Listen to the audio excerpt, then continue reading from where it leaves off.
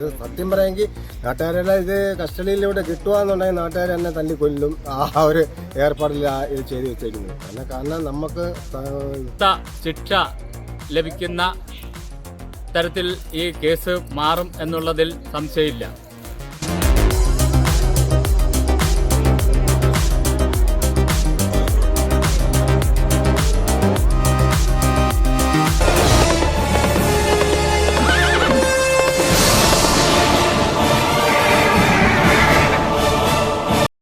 വന്നു 9:30 മണിയായപ്പോൾ ഒരു നിലവിളി കേട്ടുകൊണ്ട് ഞാൻ ഇറങ്ങി വരുന്നു.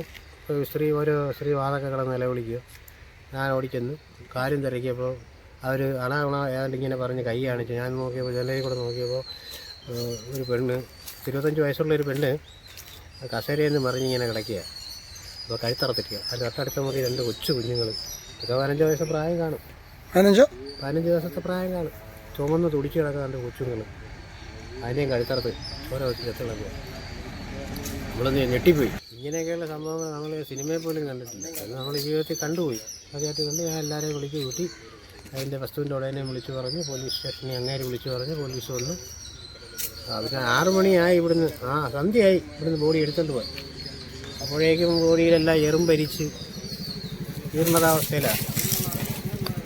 ഈ രഞ്ജിനി എന്ന് പറയുന്നത് അലേമൺ രജനി വിലാസത്തിൽ ശാന്തമ്മയുടെ മകളാണ്. ശാന്തമ്മയ്ക്ക് മറ്റൊരു രജനി എന്ന് പറയുന്ന ഒരു മകൾ കൂടിയുണ്ട്.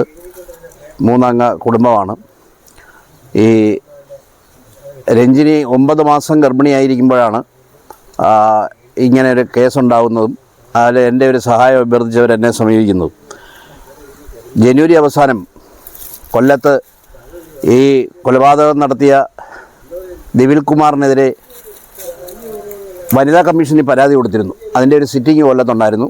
അപ്പോൾ ഇവിടുന്ന് ഒരു ടാക്സി വിളിച്ച് അമ്മയെയും മകളെയും ഞാനാണ് കൊല്ലത്ത് വനിതാ കമ്മീഷൻ അദാലത്തിൽ ഹാജരാക്കിയത്.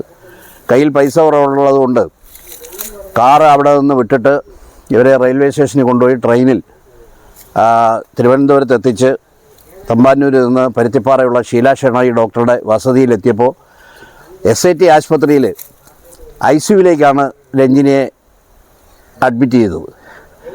അഡ്മിറ്റ് ചെയ്ത് രക്തം കൊടുക്കാനുള്ള സംവിധാനമൊക്കെ ഉണ്ടാക്കിയതിന് ശേഷമാണ് ഞാൻ തിരികെ പോകുന്നത്. എന്നാൽ കൊല്ലം മുതൽ ട്രെയിനിൽ ഈ രാജേഷും ദിവിൽ കുമാറും. രാജേഷ് കണ്ണൂർ ശ്രീകണ്ഠാപുരം സ്വദേശിയാണ്. അന്ന് ഇവർ 2 പേരും ജോലി ചെയ്യുന്നത് കാശ്മീരിലെ പത്താൻകോട് എന്ന് പറയുന്ന സ്ഥലത്താണ്. പഞ്ചാബിലെ പത്താൻകോട് എന്ന് പറയുന്ന സ്ഥലത്താണ്.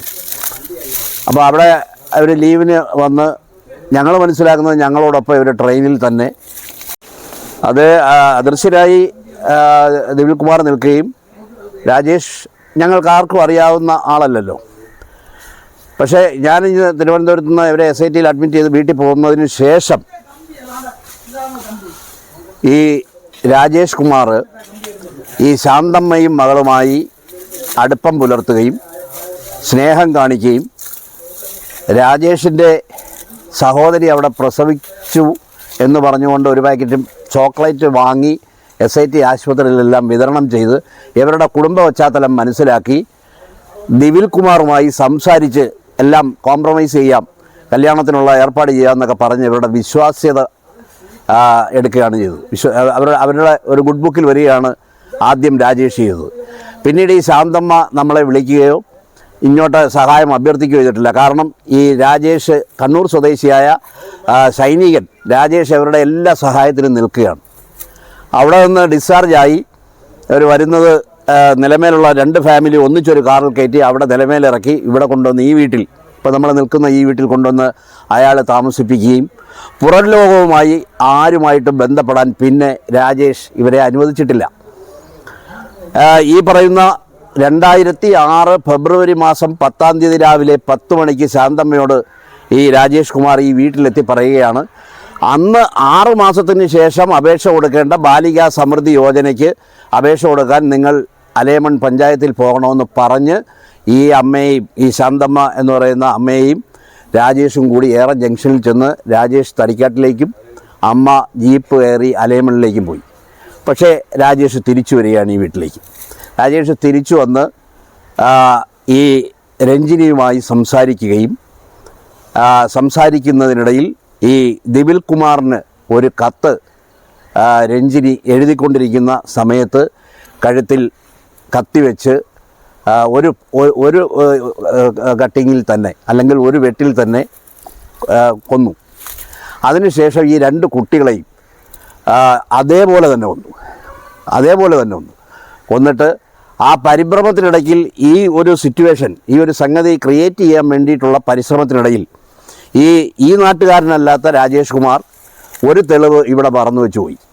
എന്നാൽ കൊല്ലത്ത് നിന്ന് ഒരു വർക്ക്ഷോപ്പിൽ നിന്നൊരു ബൈക്ക് അദ്ദേഹം കരാർ പ്രകാരം എഴുതി വാങ്ങിയിരുന്നു. ആ കരാർ ഉടമ്പടി ഇവിടുത്തെ മേശപ്പുറത്തിട്ടിട്ടാണ് രാജേഷ് കുമാർ പോകുന്നത്.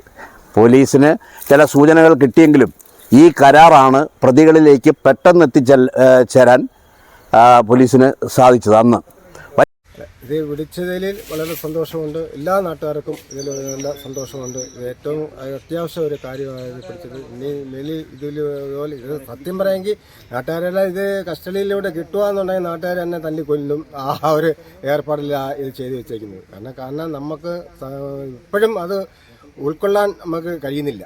അതുകൊണ്ട് ഇതൊരു നല്ലൊരു കാര്യം തന്നെ. CBIക്ക് നല്ലൊരു ഇത് കിട്ടിയിരിക്കുന്നത്. അത് കുഴപ്പമില്ല. അഞ്ചൽ ഏറം ഗ്രാമത്തെ നടുക്കിയ പൈശാചികമായ ഈ കൊലപാതകം നടന്നിട്ട് 18 വർഷം പിന്നിടുമ്പോഴാണ് ഈ പ്രതികളെ അറസ്റ്റ് ചെയ്തിരിക്കുന്നത്. പ്രദേശവാസികളെ ഏറ്റവും അധികം സന്തോഷത്തിലാക്കിയിരിക്കുകയാണ്. ഇതിൻ്റെ പ്രതികളെ കണ്ടെത്തിയിട്ടും അറസ്റ്റ് ചെയ്യാൻ കഴിയാത്തതിൽ നാട്ടുകാരിൽ അന്ന് വലിയധികം പ്രതിഷേധത്തിന് ഇടയാക്കിയിരുന്നു. അപ്പോൾ നാട്ടുകാർ പോലീസ് സ്റ്റേഷൻ മാർച്ച് ഉൾപ്പെടെയുള്ള സമരപരിപാടികൾ നടത്തുകയും അതിനുശേഷം ഈ രഞ്ജിനിയുടെ മാതാവ് ശാന്തമ്മ കേരള മുഖ്യമന്ത്രിക്ക് ഇത് CBIയെ കൊണ്ട് അന്വേഷിക്കണമെന്ന് പറഞ്ഞുകൊണ്ട് നിവേദനം നൽകുകയും അതേ തുടർന്ന് CBI കേസന്വേഷണം ഏറ്റെടുക്കുകയാണ്. 2010 കൂടിയായിരുന്നു ഈ കേസന്വേഷണം CBI ഏറ്റെടുത്തത്. CBI അന്വേഷിച്ചിട്ടും ഇവർ ഉത്തരേന്ത്യയിലെല്ലാം ഇങ്ങനെ സ്വൈര്യവികാരത്തോടു കൂടി ജീവിക്കുകയാണെന്ന് പല തലത്തിലുള്ള റിപ്പോർട്ടുകൾ ഉണ്ടായിട്ടും പ്രതികൾ അറസ്റ്റ് ചെയ്യാൻ വളരെ വൈകിയാണെങ്കിലും അറസ്റ്റ് ചെയ്തതിൽ വളരെയധികം സന്തോഷം ഉണ്ട് പ്രദേശവാസികൾക്ക്. ഇവർക്ക് കടുത്ത ശിക്ഷ ലഭിക്കുന്ന തരത്തിൽ ഈ കേസ് മാറും എന്നുള്ളതിൽ സംശയമില്ല.